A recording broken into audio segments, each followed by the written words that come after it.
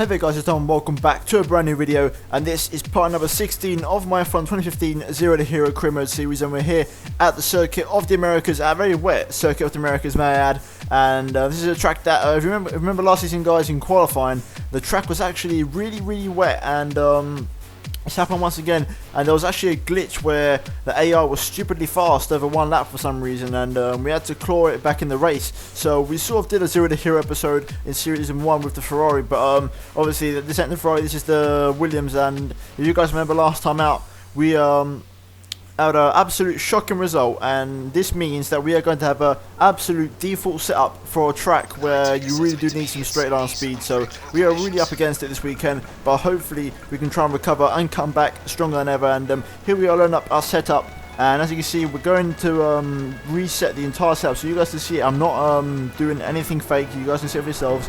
There's a setup that I had the last race, but I'm resetting everything back to its default values, so you guys can't really ever go at me for cheating. So like I said, this is the Circuit of the Americas. It's a track that I actually don't mind. It's not my favourite, but I definitely don't hate this track. It's definitely a track that if you've got a good setup you can definitely enjoy it, and that's definitely not going to help as we lose around out the final corner. But here we are in practice as per usual, and we're not really going to take much it's not going to really be a representative lap time because practice obviously is quite irrelevant, but here we are in practice nevertheless. As you can see, we're coming across to finish our first time lap to go P18, 4.3 seconds behind Nico Rosberg, so we're miles off the pace here. But like I said, we don't want to read too much into it, it's only practice, and we want to do one more lap, and that is about it for us this session, and we're actually going to go up to P4, but nevertheless, this has been practice, not really, pretty much a pointless session, but the main focus is going to be on the race. So without further ado, we're going to jump straight into it and see how we get on for the American Grand Prix.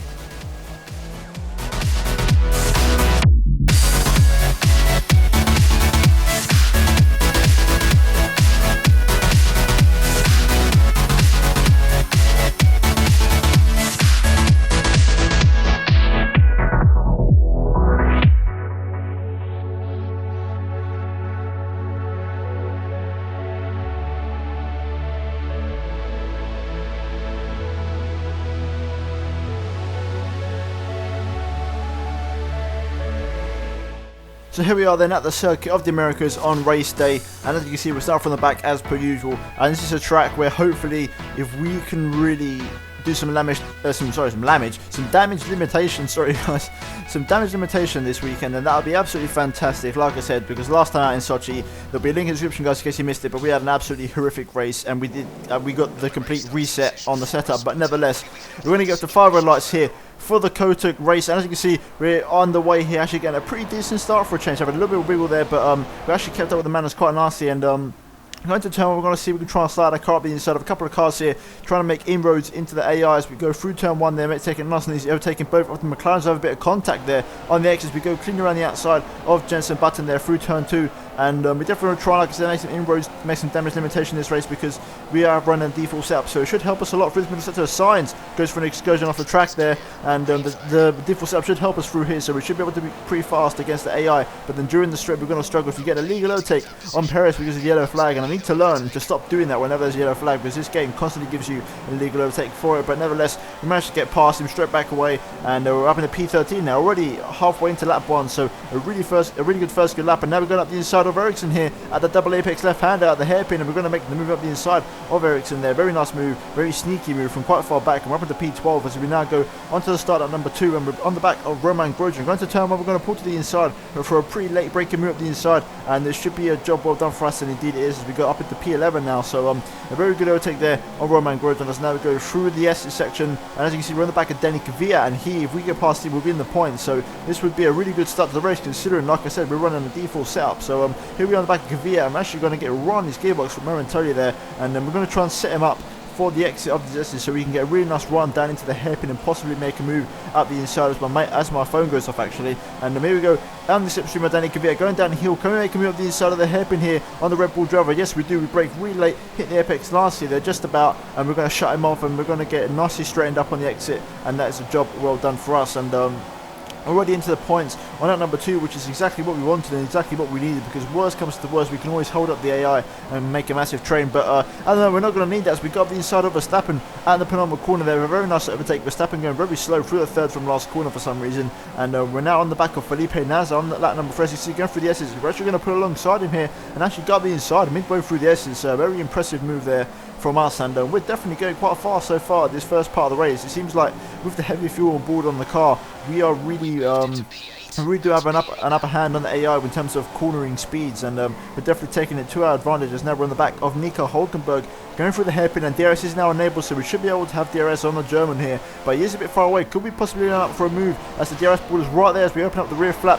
We're going to put it up into rich mix, and can we possibly overtake Nico Hulkenberg into the braking zone of turn number 10, I believe it is, or turn 12, I'm not sure, as we go up the inside here of the German, and yes we do. Can we make the move stick? Yes we do as well. So a very nice overtake there on Nico Hulkenberg, textbook stuff there, and we're now up into P7, so a really good start to the race so far, like I said. And now we're going to see if we can try to hunt down our teammate Felipe Massa, and on lap 4 we're on the back of him as we doubled up the inside of the hairpin of the double left-hander, just like we did with Ericsson on lap 1, and what a move that was on Massa once again, same move twice, and we're now up into P6, so I can't believe it, but it actually seems like we've actually got some pace so far this race, so we can keep this up. We might have a chance of something here, as we're on the back of Ricciardo now, and could we possibly overtake the Honey Badger anytime soon in this race, as we go through the final corner, going down the gears, at the third gear, kissing the apex last, as we get a really good exit out of the final corner, and now DRS is enabled, and we set our personal best lap of the race, so we are going fast at the moment as we go into the slipstream of Ricciardo. And can we possibly go up the inside of him here as we go into turn 1? Yes we do. We got up the inside brake nice and late, we missed the apex a little bit, we have a little bit of contact with him, but we get a move done nonetheless. And we're up into P5 on lap number 5, so a really good start to the race so far, and definitely I think that's arguably one of my best first stints all season, if not of the entire season. And now on lap 6 we're into the pits for the first of 3 pit stops this race, I believe, and well, that was a scheduled pit stop, but this is where the curveball this race gets thrown, because I saw the AI were going for 3 stops, and looking at the tyre length and how long they could last, I decided to take a gamble this race, and I was going to go for a plan B. Now the plan B consists of 2 stopping and doing an option, which I just did, and then 2 prime stints. So this would be the first of 2 prime stints, whereas AI would have to do another 2 stops. I've only got to do 1 more, so I would be very slow on this prime tyre, but it could be worth it. And as you can see, we're just getting turns up with temperature now. As skipping on to the next lap, we've got cars in the pits, and we should be able to overtake a couple of these, including my teammate Felipe Massa on the left hand side there, and we go back into P7 for the time being. But there's still a couple of cars that we're due to overtake, and one of them is Daniel Ricciardo, who's in the pit lane right now, and we're going to probably pass him for P6. Yes we do.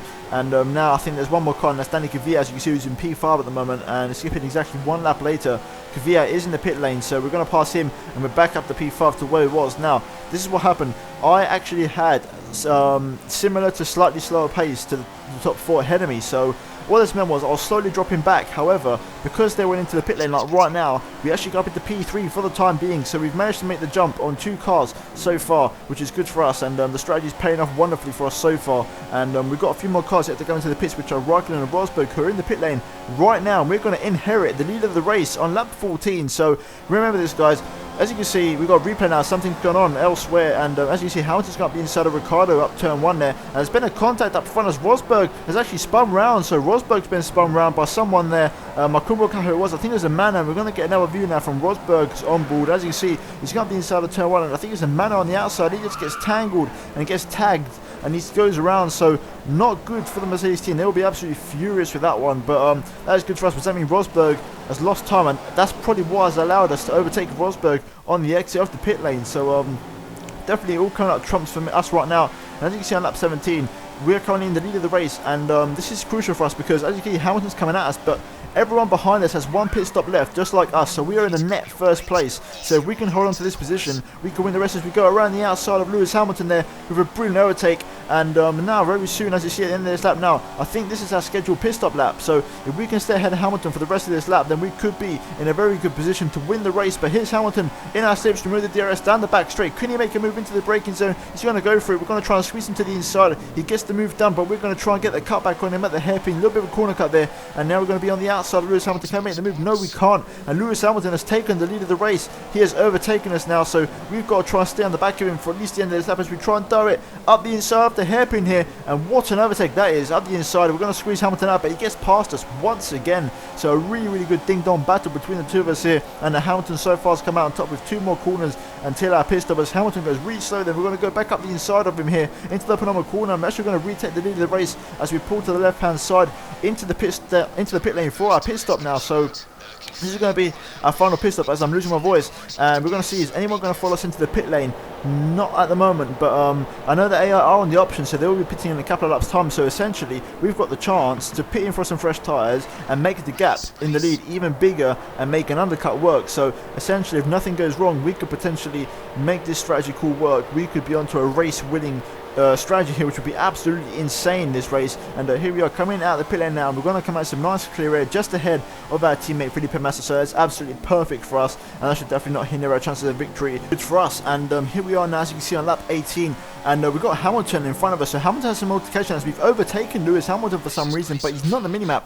So something's going on with Lewis here. We're going to have a look at replay, and as you can see, his engine gives way. So Lewis Hamilton's engine is gone, and just after our last race where we had a DNF, now Lewis Hamilton has DNF'd, and the championship has turned on its head once again. And if we can just finish the race, we're going to gain some massive points on Lewis Hamilton. So this is absolutely crucial for us. As you can see, we've got cars in the pit lane, and we're going to inherit the race lead once again. And if we can finish in this position, we're going to gain a massive 25 points on Lewis Hamilton. And as you can see, skipping on to the final lap of the race, it looks like it's going to be the case as we come through the final corner here at the Circuit of the Americas to win the American Grand Prix and to take a massive 25 points and another 3 upgrades for the next race. And what a victory that was, and I'm sure the team will be ecstatic with that one.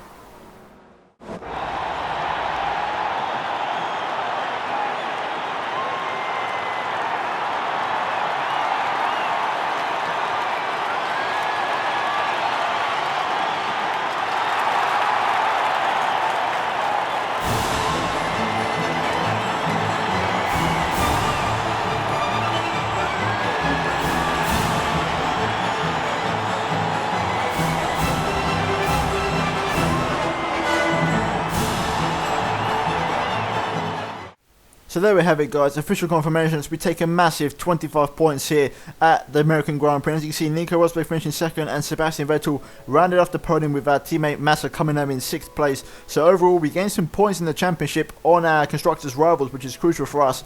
And obviously, Mercedes only getting 18 points thanks to Lewis Hamilton DNF and then Rosberg finishing second. So both Williams and Ferrari are going to gain points on them. So that's really good for the constructors' championship. But the main focus is on the drivers' championship. And as you'll see in a moment, we are back into the lead of the drivers' championship with a 24-point gap on Lewis Hamilton, which is massive for us. And Nico Rosberg's actually only 5 points behind Hamilton, so Rosberg has brought himself right back into contention for the Drivers' Championship as well. So we've got 2 Mercedes to worry about now in the Drivers' Championship, and maybe even Vettel's got an outside chance of winning the World Championship. But as you can see now, it's a 3-way horse practically for the Drivers' Championship, and in the Constructors, we brought the gap down about 20 points to Mercedes in the Constructors. So the Constructors might not be over just yet. I mean, we'd need a miracle, but realistically, we're probably out of it. So we've only got the Drivers' Championship left to focus on as a Williams driver, and we're going to look at the upgrades board now, because as you saw, we won the race, which means we get 3 spins of the wheel, 3 upgrades. If you guys know the drill by now, so you guys know what's up. So we're going to do 3 upgrades, and we're going to spin the wheel 3 times. So here we go, then spin the wheel for the first time, and it looks like what we're going to possibly get, hopefully something not too bad, and then will benefit us for the next race. And it's going to be the rear camber just about there, just about not going onto the green. Second upgrade is going to be, hopefully, like I said, something good, because the next race is going to be, I believe, Mexico, which is a very high speed track. And our second upgrade is tyre pressures, so we can do both tyre pressures, so that'll be an interesting upgrade to make. And our third and final upgrade is going to be the differential off throttle. But nevertheless, guys, those were the 3 upgrades. That was an absolutely fantastic race, guys, in hindsight. Actually looking at it, that was a ridiculous race, and hopefully you guys enjoyed it. If you did, then please do smash the like button down below, and if you're new around here, please subscribe. Like I said, if you leave a like, that would really help my channel out, guys. I'm really trying to push for that 2,000 subscribers mark, and I want to bring you guys with me, and then the more of you that watch, the better. And yeah, guys, that's all right from me. Hopefully you enjoyed the video, like I said, and I'll see you guys next time for the Mexican Grand Prix. So from me, goodbye.